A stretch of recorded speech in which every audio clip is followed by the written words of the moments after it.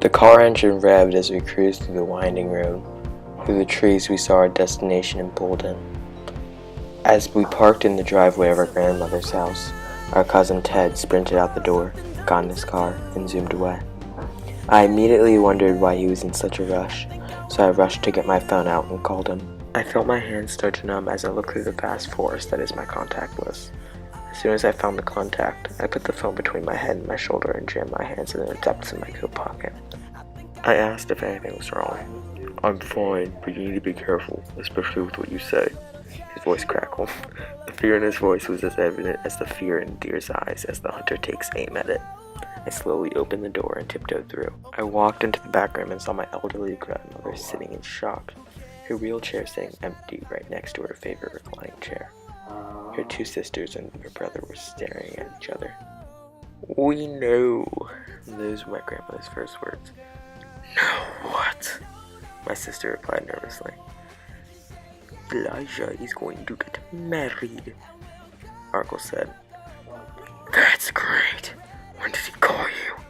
my sister asked. "He didn't." The room fell silent. That is the exact moment I realized why Ted had sprinted out of the house, why my grandmother looked so shocked, and why Elijah would be in a boatload of trouble. Ted had accidentally told them what Elijah had not. He had gotten engaged. My sister and I realized what had happened at the same time. We saw the anger boiling out of my grandmother. It was almost as if she was about to turn into the Hulk. We tried to leave before my grandmother exploded, but our aunts wouldn't let us. As we took a seat on the couch, the room fell silent. The situation was unfathomable. My sister saw the blank expression on my face and asked if I was okay. I just followed up with a cold stare. During dinner, my grandmother accidentally spoke up about the wedding.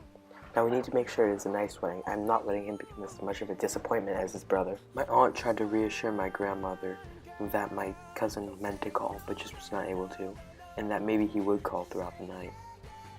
Isabella and I decided to stay for a little longer, to see if he would call, and also to spend some time with my grandparents before Isabella left to go back to McDonald's.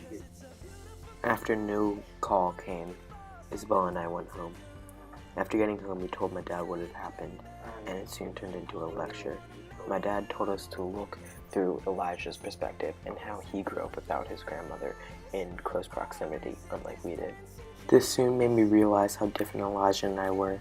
I grew up 5 minutes away from my grandmother, so I basically saw her whenever I wanted. On the other hand, Elijah grew up in Florida, which is about 900 miles away. This meant Elijah barely got to see his grandmother for the first 21 years of his life, so he did not have the same type of relationship I do with her.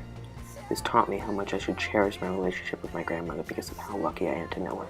I know plenty of people, such as my own mother, that did not know one of their grandparents or didn't have the same relationship that I did.